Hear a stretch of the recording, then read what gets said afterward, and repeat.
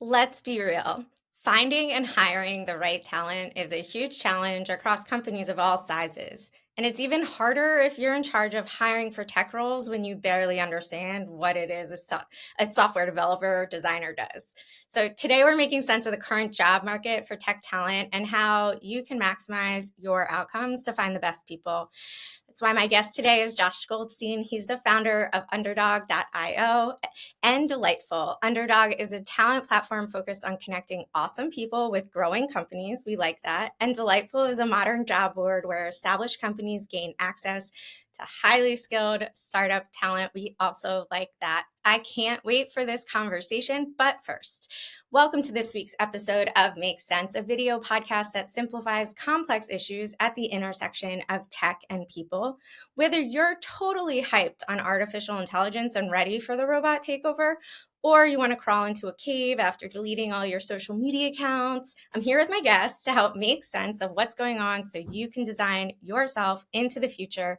My name is Lindsay T, the Lady Engineer. I am a pragmatic futurist and human-first technologist, serial entrepreneur, and innovation consultant. If you're new here, subscribe on YouTube or wherever you get your podcasts. Let's make sense of hiring tech talent and how you can be a better and more effective partner for them. Josh, how's it going? Good, good. Thank you for Thanks having so much me. for joining. Yeah, absolutely. Yeah, I'm really excited to kind of dive into this topic. A lot of my audience, might be non-technical, but they understand that every company is now a tech company, and they need to, they want to be better partners to us technologists and the people that they hire. I'm super curious, real quick. Delightful. Can you give us a TLDR on that? It sounds like it's a direct reaction to the amount of people that were laid off last year. A little bit. Yeah, so we've been in the hiring space now for coming up on 10 years, and mostly working with kind of early, mid-stage, even late-stage, uh, startups, technology companies. Um, we started interviewing a lot of our candidates last year, and discovered that many of them were more interested in working at like enterprise level companies or companies that might be a little bit safer today than the ones that are doing layoffs. And so um, Delightful was a direct response to those conversations. How do we, create a place for, companies of that size and those sizes and scale to post and to try to capture the candidates' interests that we know a lot of. So that was what we intended to do. I will tell you that the first decade of my career, it was all startups, small companies, small software teams, just getting thrown to the wolves, doing everything that needed to get done. And somewhere a little 10 years later, I did a contract with American Express for 8 months. And I would say that that experience was delightful compared to the startups. It's kind of like, you know, um, getting off a raft and getting on the dock and just being like, okay, like this, Yes, having some predictability around my work and clear expectations and delineation between what you're responsible for and what you're not. And I imagine the bigger companies, they have a hard time branding themselves in the job market to attract those totally. Yeah, outstanding employees. that was the idea. We were those companies have always been kind of found it difficult to find the ex Google engineer, and to be able to convince them to come work for them. And right now we're at a point in time where those people are more interested in kind of that type of work, because of all the benefits that come with that stability. And so it was kind of trying to marry the two. But yeah. That's awesome. I'll be excited to hear how that unfolds in 2024. But let's start with our first segment. crystal ball. What does the future hold? This is where I call out some interesting predictions and trends for this year, and my guests tell us their hot take. So I'm going to fire them off. And Josh, if you know about them, which I think you will, you can say, yes, that's happening. Maybe it's not happening in this timeline, or no, that's probably not going to happen. Okay. Okay. All right, let's do Cool. it. So, in the tech IT sector, there will be an increased focus on retention. So, 90% of technology managers said it's really challenging to find and recruit top talent. And 64% of tech workers say they're planning to look for a new job in the coming years. So, is retention something you're hearing about? Um, the way I would answer that question is uh, um, the pendulum has swung very much in the direction of the companies today. In the if you think about like companies versus candidates, companies have more leverage today than they ever have, and so um, yeah, I would say like uh, it's actually kind of the opposite in some respects that uh, you know, companies can kind of do a whole lot right now before they lose people because the market is so tough to find something new. Hopefully, they aren't taking advantage of people, but it is a challenge right now to go find a job, and so I think companies can really kind of the good ones are focusing on retention, but I think a lot of them will say one thing and sometimes do something else. Okay, so mostly no, because they don't really have to right now. Yeah, I think yes, I would probably say mostly no. I mean, there's still like we're still going through this period, right, where a lot of companies at least in the tech world are doing layoffs, Mm, and so um, on some level, you would say that those companies or companies in general in tech then need to like be doing a good job to like convince people that they're not a part of that, right? Like, that company is going to survive and they won't have to do mhm. layoffs. But like I said, the the power dynamic is such that companies can kind of right now, unfortunately, kind of do and say almost anything, just because Mhm. it's so challenging to find something new. Yeah. Okay. Got it. All right. So, next prediction, at least one major copyright case plays out over AI, and that will completely change the future of the technology. So, a little bit of hyperbole there. But, courts will find at least one Gen AI company guilty of infringement, and that will cause some kind of hell to break loose. There's authors suing OpenAI and Alphabet slash Google. There's photographers and Getty suing Stability AI and some other gen image generators. Developers are suing GitHub. What do you think? I don't know if I'm qualified enough to talk about It's that, but okay. You can say, I want it to happen or I don't want it to I'm probably I think you're probably right, but I don't think I'm qualified to make a call. happen. Okay. Do you want it to happen? Um, do I want it to happen? Do I think that they probably need more structure and more regulation? Probably. Um, but I'm kind of an innocent bystander to this whole thing right now because of where I Got sit. it. So Okay.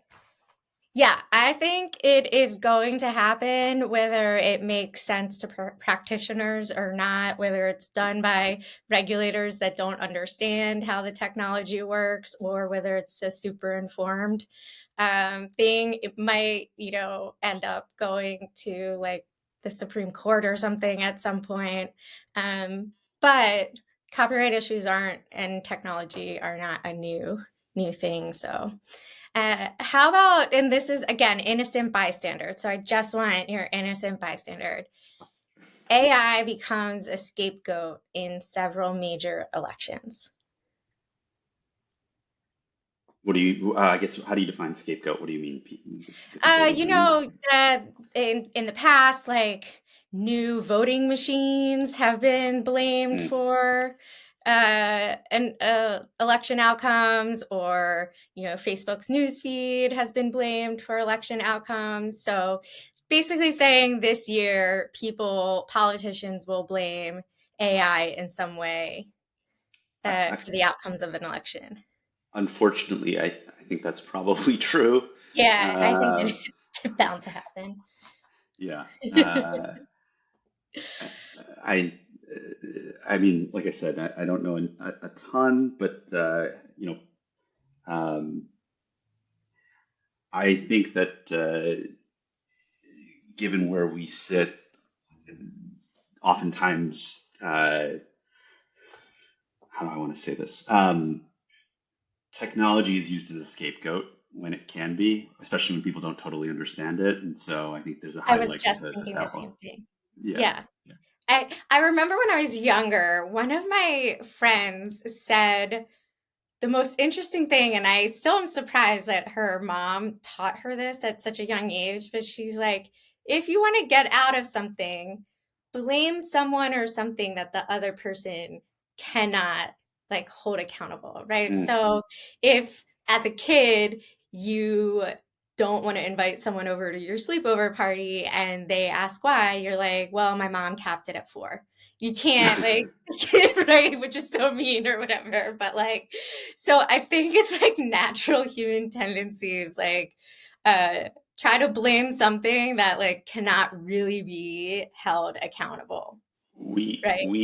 So the example that would come to mind is I talk to a lot of founders who will say that they can't get approval from their board for certain things. Like if we're talking about, you know, buying our software, for example, they can't get approval over, you know, a certain price. Yeah. And they use their board as the scapegoat, even if they don't even the board has nothing to do with their software buying decisions. The board has nothing It's to do with their software buying. Like, I don't know that I've ever heard um, a board being, enthusiastic or adamantly against I software know. purchases. Usually when that sort of line of reasoning comes in, I ask a lot of questions because I'm trying to understand if it's actually the case. And I do think there are some times where people have, especially right now, boards that are kind of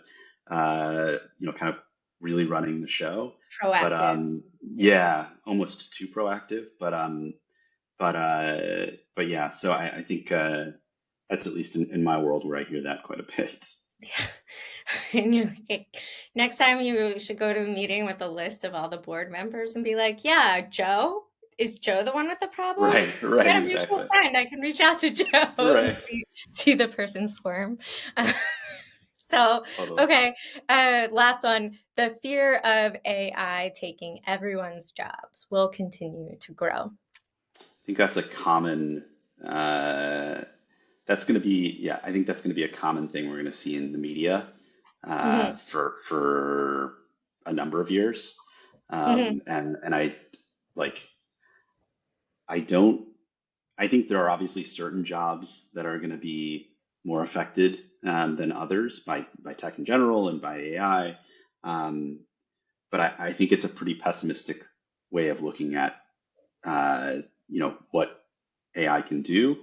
I think the flip side here is like there's a lot of um, like engineers, specifically like software engineers, for example. Like if you're using AI in your like to write better code or write faster code, like there's a lot of like ways to kind of uh, get two, three, so maybe even 10 times the level of production out of out of your out of a person or out of like your daily work if you're kind of using something like AI. So Hmm.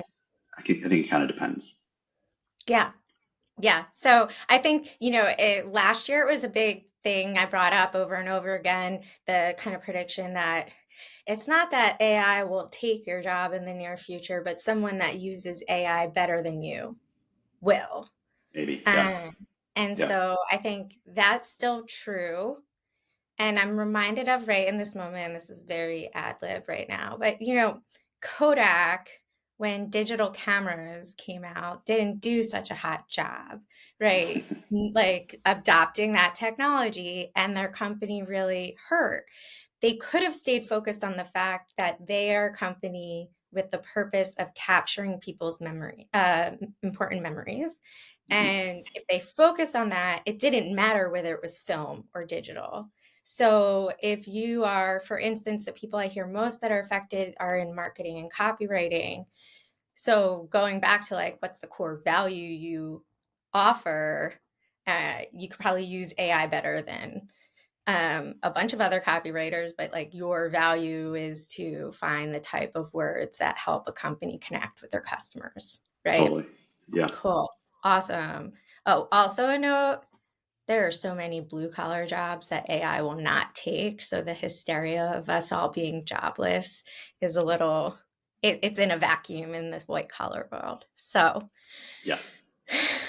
our I agree. second and third segment will kind of be a 1-2 punch. We're going to start with what do you know? And then we're going to go into a deep dive, and they're really connected. So, what do you know is a segment where us relatively intelligent, I'd like to think so, tech ecosystem insiders discuss what hot mess has kind of made national news or is trending in the papers. I don't necessarily claim to be an expert on the full-time job market in tech. I can't be. I haven't had a full-time job since 2013. But Josh has been serving this industry and candidate pool through Underdog and Delightful for well over a decade. So, Josh, the economy generally seems to be doing well, but tech is still doing layoffs. What's going on? Yeah. It's funny. I actually just had this conversation with someone else earlier today. We're hearing this a lot from people. They're asking us this exact question. Um, so I think that tech, and I'm not talking specifically about AI, but just tech in general, like valuations, kind of um, were hit pretty hard over the last couple of years, and uh, there are a number of, I mean, most tech companies had to kind of rethink their valuation, and one of the ways to do that was to, you know, get spend under control. Um, we have talked to, I mean, most of the companies that we've talked to are more focused on profitability and monetization. Like, which is, you know, having now done this for 10 years, um, it's pretty strange for us to have these conversations with companies that have raised sometimes like a seed round of, somewhere between $5 to $10 million, and be sitting on the majority of that money still, just kind of waiting until either the market turns, right, the Fed lowers rates, and then you know uh, the market improves, um, or they're just like trying to focus on product market fit and monetization. Um, so and profitability. So we're that's a long way of saying. I think, like, essentially tech is not the overall economy, and I think that the overall economy, the numbers might be good, but tech is still kind of reeling from the valuation crunch Mm. and the focus on profitability and kind of getting expenses under control. And so I think we're going to continue to see layoffs. Um, uh, Probably through the year, unfortunately. Um, I'm kind of hopeful that, like, if the Fed cuts rates, that some of that will eventually, like, you know, help. That should improve the market, which should improve tech, and we'll Mhm. start to see a stronger tech market by the end of this year or maybe next year. But it takes time for this to kind of leak into our side of the market. Are you talking mostly, private startups? You're not talking about valuations like the ones on the market, like Alphabet and Meta, or So ba- both? it's both. I mean, the idea is like the valuations at the in the public markets were you know were slashed, and so then that pushes everything down into the private markets, all the way Got down it. to like the seed stage. Hmm. So if you were you know if you were raised at a certain valuation because you were doing, let's say you're doing 10 million in revenue, and that meant you could raise at $100 million valuation. I'm just throwing numbers out, but like, and then all of a sudden, like the market says that like 10x is no longer the multiple; it needs to be 5x. All of a sudden, you know, you're now worth 50 million instead of 100 million, Hmm. and in order to get to your next funding round, you need to be doing a multiple of what you were doing before. So Got it.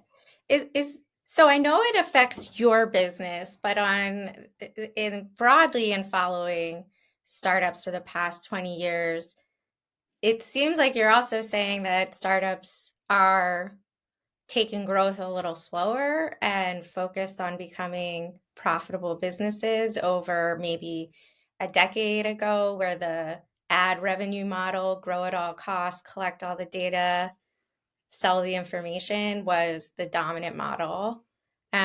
So in a broader sense, it sounds like it could be like a good thing possibly for the startup's actual long-term success. Um, and then possibly. and then I can see why Delightful lets you start to work with other companies that have more of a budget to hire, right? Ideally, that was the idea. Still early days, but yeah, yeah. I mean, I Um, had also seen an article where they said there's a lot of tech jobs at companies that are just not sexy, like the government or or universities and hospitals and other things. So, is that yeah, what you're trying to open up? that was the idea. Was like you said at the start, right? Every company is becoming more of a tech company, but they're just not thought of that way. When we started Underdog, I never would have thought we would have been working with some of the names that we ended up working with, because I didn't anticipate that they'd be hiring software engineers and data Mm, scientists and designers and things like that. So, we started working years ago. We started working with Pepsi, um, their e-commerce team specifically, because they needed, to hire a number of technologists to kind of improve, Pepsi's, online footprint, especially through e-commerce. We've worked with, the NBA. We've worked with New York Times. Um, there are a number of companies where you wouldn't expect it, but these companies kind of um, you know go through some sort of digital transformation and realize that they need to be investing in technology, like they do with everything, all the other parts of their business. mhm. So that was the idea. TBD. Yeah. Um, I'm rooting for you. So, a month ago, you shared a Vice article with the headline, Thousands of Software Engineers Say the Job Market is Getting Much Worse. And your TLDR on LinkedIn was like, Yep, that tracks. yeah. The market is still, so a couple things. The market is still like we've never seen anything like we haven't seen anything like this in the last 10 years. And I wasn't, I haven't been around forever, so it's possible that we've seen this in the past. I just like the last 18 months has been different than we've seen. Um, you know, we would in the past, if we were to share like an ex Google engineer on the platform, on our platform, on Underdog, we'd watch the interactions between companies and that candidate, and they would get 20, 25, 30 interactions in like a day or two. And the candidates sometimes would ask us to turn their profile off because they were hearing from so many companies. That is no longer the case. In fact, um, a lot of those candidates are actually, unfortunately, kind of dead in the water. A lot of we work with a lot of early stage companies, and they would prefer not to be working with somebody like that, and so they won't even reach out to them, And is that because because of salary requirements or maybe them not feeling like they can hack it at a startup pace? all of the above. Yeah, yeah. Okay. Which I think is I guess somewhat true in some respects, but like a lot, oftentimes they're really good software engineers. Uh, but yeah, they don't want to take a risk. Um, uh, so It's the that's golden one. handcuffs issue, kind of, right? Yeah, these people. So the other thing here I was going to say is that um, we're seeing more anger from Hmm. in the market than we've ever seen on the candidate side. So like a lot of those people in particular have never experienced a market where they weren't in extremely high Mhm. demand, and um, they unfortunately have have expressed a certain level of frustration with that or to us, um, and on the one level, I feel really kind of I feel bad for all of these people. It's not just ex Google engineers; it's across the board, right? People, the market's really tough. Um, I'm still surprised because we have all these people's information. Like they send us their resume as like the first thing, so like we know everything about them, and then they'll send us something that's not all that kind, and it's like they're not an anonymized profile. Like we have all of that. Um, but it just tells me that like there's like all of this pent up anger in the market, um, because like I said, the pendulum has swung so violently towards companies. Companies can kind of do whatever they want right now, and I think a lot of companies are inundated by candidates. They're not getting back to people. They're posting kind of roles that may or may not actually be active searches. The recruiting teams are kind of um, overworked, and overwhelmed. And I think candidates don't totally understand uh, all that, all of that, and they're just kind of frustrated and upset. And um, I mean, the flip side here is like, you know, there's an opportunity for companies who want to be respectful to candidates and who want to invest in the recruiting, and like use it as like a marketing channel in some respects, and make sure that like they're looked at differently than potentially their Mhm. competitors. But it's just a really um, it's a really weird time to be in tech hiring. Yeah. I mean, I was talking to a designer friend of mine last fall. She got laid off in the summer. Her account of looking for a new design job, and she was like the leader of the team, is that companies now have so much choice. They can, where they might have chosen someone in the past that they could see growing into the role, they and make up, maybe capture 65-70% of the bullet points on the job rec. They have so many options now that they can find a candidate that fits all of their bullet points. And I think this probably brings us to the candidates are saying they're going through these full interview gauntlets with 6 to 8 interviews. Is this a new trend? And are companies doing such extensive interviews because they can at this point? I think it's a number of things. They're moving more slowly. Companies are moving more slowly, um, because they can, and also because they're focused on different metrics now, right? Hmm. Um, uh, I think uh, they're also kind of being inundated, by candidates when they post a job. So there's just a lot more choice. Hmm. Um, there's also, you have to remember that like a lot of these recruiting teams or even just like hiring managers are kind of stretched super thin, right? So like layoffs usually hit recruiting first. And so oftentimes you're dealing with like the skeleton crew of Hmm. people left. And so, and mind you, like those recruiters kind of just have to do their job because the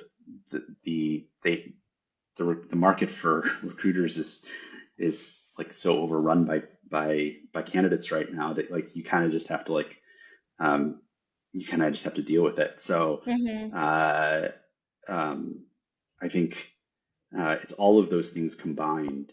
Um, I don't know if companies are truly waiting for like all of the bullet points before they make the hire. But it certainly feels like they're moving a whole lot slower. And it doesn't feel like they're being more like thoughtful about any, at least in general. Like it's not as if like strategically they're like this is all kind of well thought out. It's more just like it's more of like a hey, we're kind of slammed and we need to like I just don't have we don't have they don't have time, right? To Right. like um yeah. Tracking apps, that there would be a way to do better communication and tracking in a more efficiently, but it sounds like a lot of the complaints are, well, yeah, the thing is longer, but it being quite an impersonal experience has been the case for a very long time. There's like HR. There are some like HR related issues with giving people feedback. Yeah. Uh, and the other thing is like if you're dealing in significant numbers, like dealing with a bunch of unhappy people responding like, "Hey, why didn't I get from interview 3 to interview 4?" It's just like it's almost impossible. So we actually have a feature within Underdog where candidates can see when companies have looked at their information. Um, it was kind of in the vein of like the LinkedIn, like someone's looking at your profile, and it's one of the like I think it's one of the top 3 or 4 like things that candidates say they like about using Underdog is that they can it doesn't feel so much like a black hole because they can see when companies are looking at them. Right. Um, but it's a yeah. Then I mean you hear from candidates like why didn't this company reach out? What they looked at my information. So it's you can see like at scale how difficult that would be for like a recruiting team. Yeah, for sure. And often, like, and we're going to get into this in the next segment, recruiters aren't necessarily technically savvy. They understand enough to, look for some keywords and buzzwords, but they're serving a hiring manager or client internally too. So might not even, the feedback they're able to provide might not even be accurate because they're just interpreting stuff they overheard, right? So It de- it depends. Yeah, it often depends. like yeah, it depends. Sometimes yeah, it's probably better not to give feedback if they don't truly understand. But like you're what you're describing is kind of like someone gets deeper in an interview process, and then um, if the recruiter were to give them feedback, it wouldn't actually be a good uh, like use of their time because Right. maybe they're not technical. Yes, it's usually why we tell like um, it depends. A lot of this depends, right? Like Yeah. it's good to give feedback. You just have to be kind of smart about it. Yeah. I think probably why your community of users like that one feature is the heuristic visibility of system status. Like nothing sucks more when you're just watching like a website load and you just see a spinner and there's no like 0 to 100% progress. So you just showing that even their stuff was looked at helps, Yeah, that like yeah, they're coming up, they're getting checked out. So anything you can do to help them see where they are amongst different applications is probably going to lessen some of the anxiety and confusion that goes into hiring, because at the end of the day, this is about people's bottom line, and finances obviously is a huge resource at the bottom of Maslow's hierarchy of needs. So if it's not taken care of, it's going to cause a lot of people stress, right? So absolutely. um, so this sets us up for our next segment, deep dive. In this segment, we try to get into the details about ecosystem trend and implications for everyday people. And the Make Sense audience, they want to be part of the solution, not the problem. So, like, what do you wish your clients understood about searching, hiring, and onboarding technical roles? Oh, there's so much. Earlier, just investing in recruiting if you're going to say your people are important. Yeah, that's definitely one thing. We hear time and time again from C-suite that people are one of the most important parts of the business. And I'm always shocked when they give recruiting to a junior employee or someone non-technical who's supposed to be talking to technical people. Um, just like under investing in kind of the tip of the spear on the recruiting side. If at the end of the day you're trying to hire like quote unquote A players, I I just think there's like such a missed opportunity um, for a lot of companies when they kind of underinvest specifically there. Yeah, that's one thing for sure, especially at like the earliest stage, right? So like founders in particular, they should be at the earliest stage. I really think founders should be heavily involved in recruiting.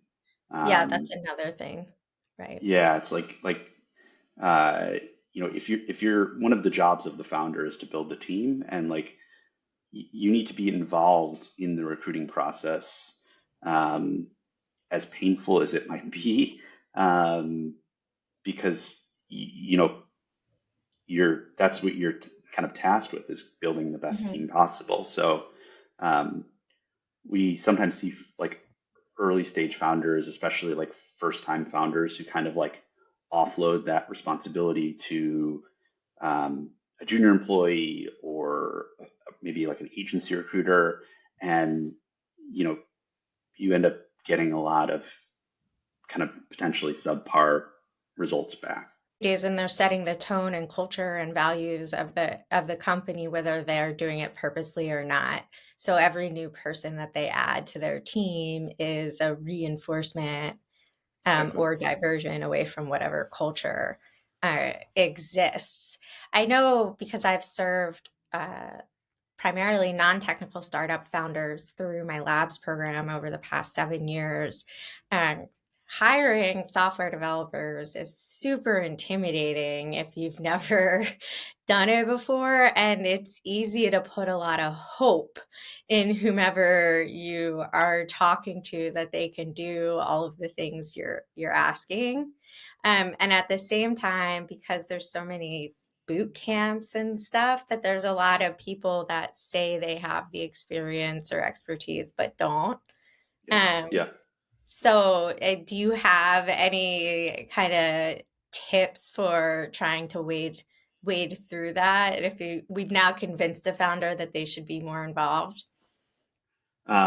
Yeah, I mean, I think if you're trying to hire technical talent and you're not technical, you need advisors or people that you can truly trust who 100%.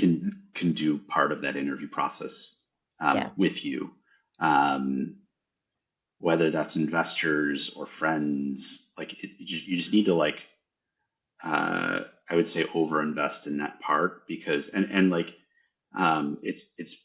it's better to um, not be embarrassed and like just truly like dig in there as much as you can, than to just kind of like take people at their word or just kind of like assume that because they have something on their resume or something like that that they're going to be able to kind of accomplish um, what you need.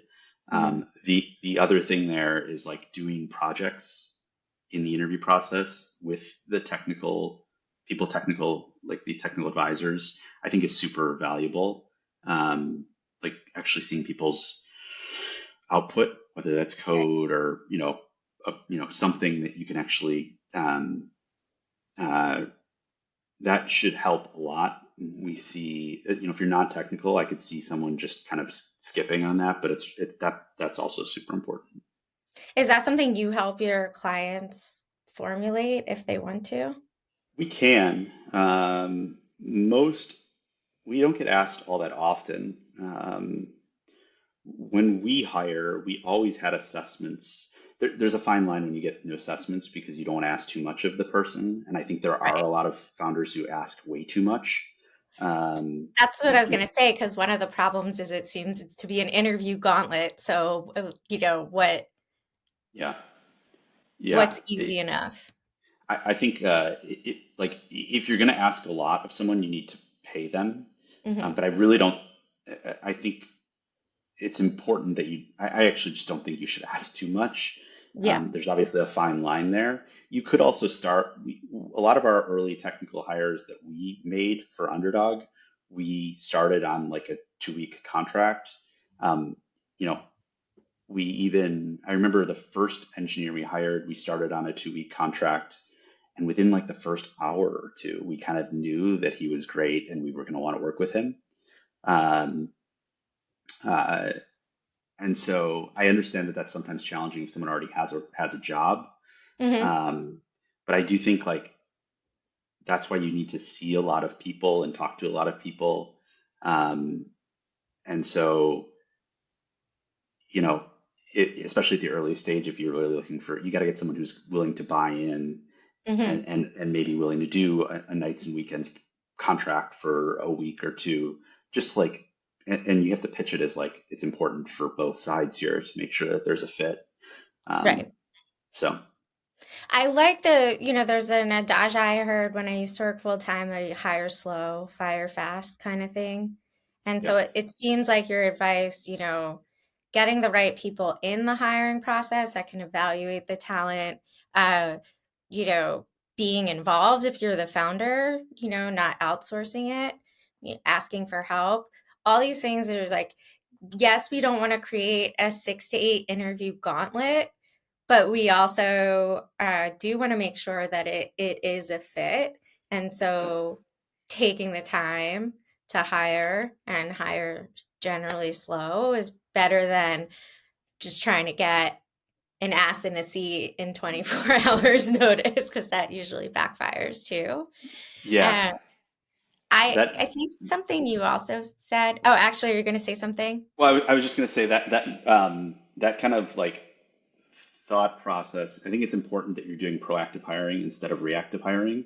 And so, Okay. like when we started Underdog, one of the mantras we used to use when talking to companies was the best company should always be hiring.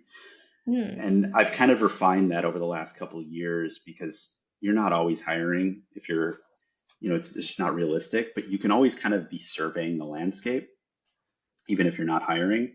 Um, because that way you can like have a better understanding of what's out there. You can be flagging certain people or certain profiles for later. You can start conversations Hmm. early, even if you're not planning on hiring, for a specific role. I think it's better to just like be doing all of that work proactively Hmm. than like, oh, shoot, we gotta hire a software engineer yesterday.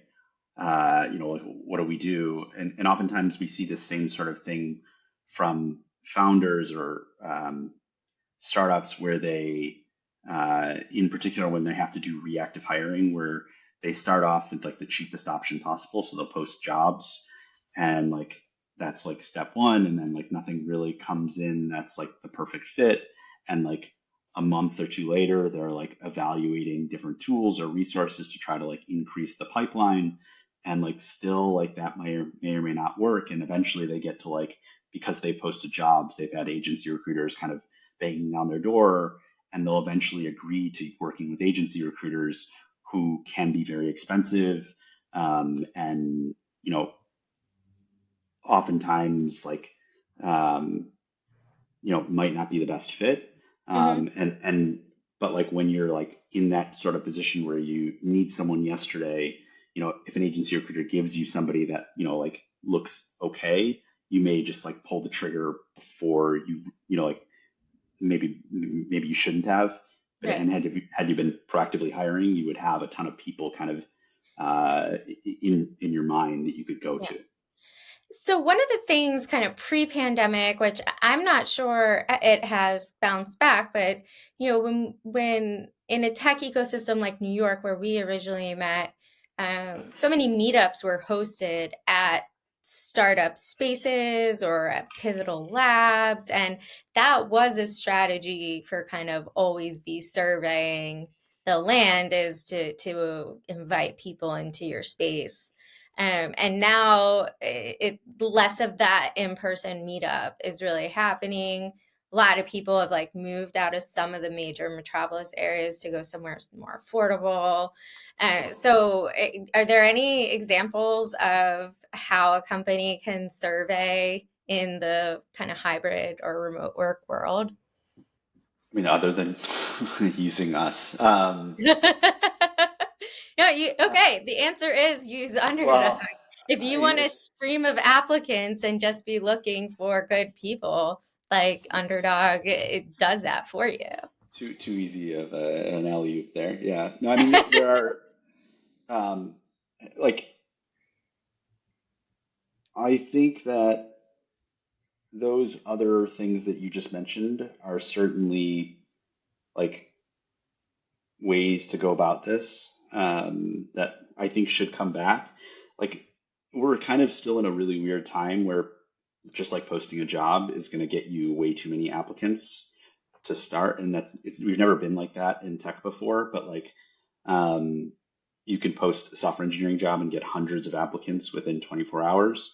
To be honest, it's almost like LinkedIn's easy apply has kind of ruined things in some respects because it's Mm. just too easy to apply to jobs. And so on the candidate side, people are just like, one click applying to all of these things. And then on the company side, it's like, you're just like, I need to turn this off because It's too much. it's too much, right? So I definitely think if companies were smart right now, they could be doing some in-person stuff. I'd be a little worried that like the people that would show to that, you're always going to get wild cards, right? But like, because of the anger in the market, you might get some frustrated people showing up at your doorstep. Um, Eek. but yeah, like I don't know. The other thing is I'm no longer in New York. I moved out of the city, so I don't know if that Yeah. stuff is. I'm guessing there's probably still lots of stuff happening. Yeah, there And is. And if just I'll do a plug for my guest from last week, but next NYC, Charlie O'Donnell, follow his newsletter. You'll get plenty of events if you're in New York.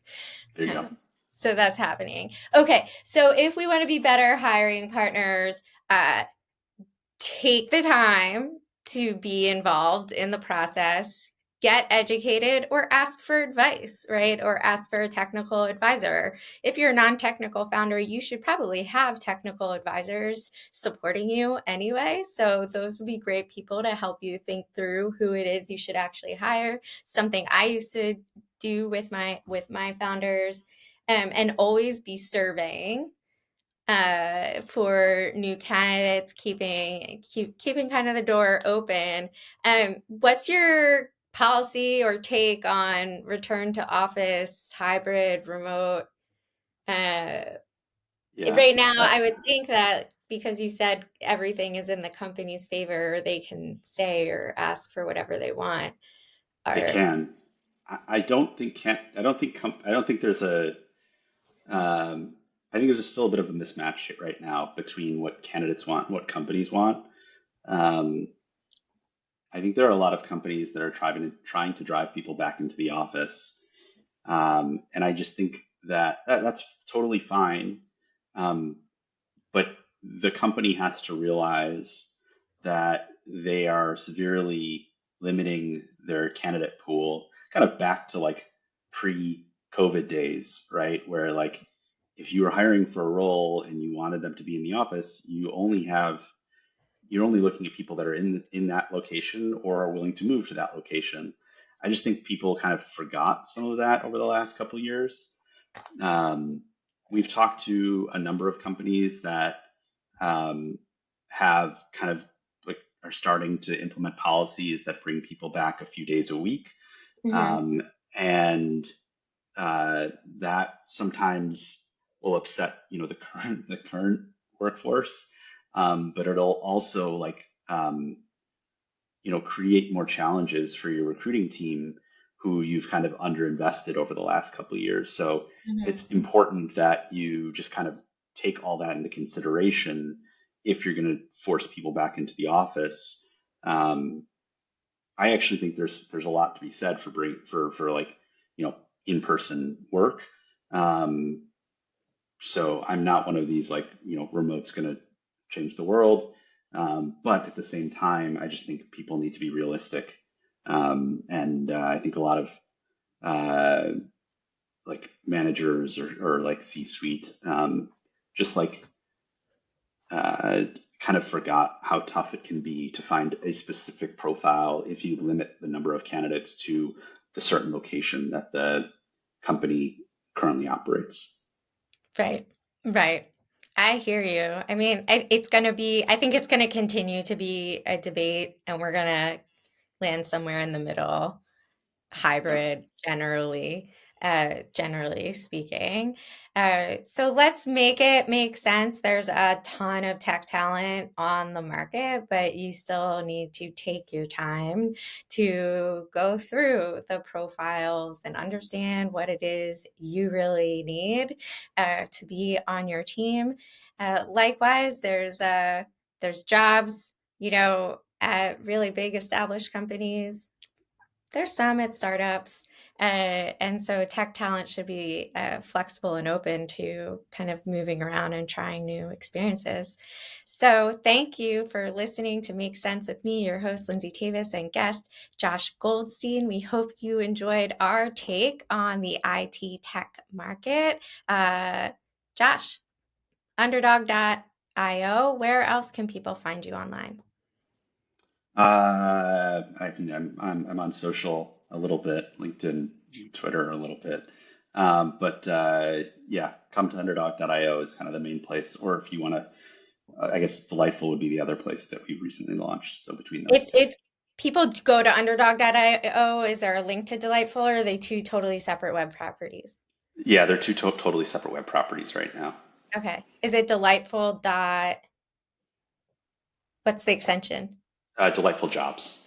Delightfuljobs.com. Yeah, yeah. Cool. Delightful. All right. Final note, if you want to continue to be the smartest person in the room, make sure you're getting notified when each episode hits on YouTube. Hit that subscribe for next week's episode. And for audio only, follow wherever you get your podcast. Thank you, Josh, for joining me. Of course. Thank you for having me.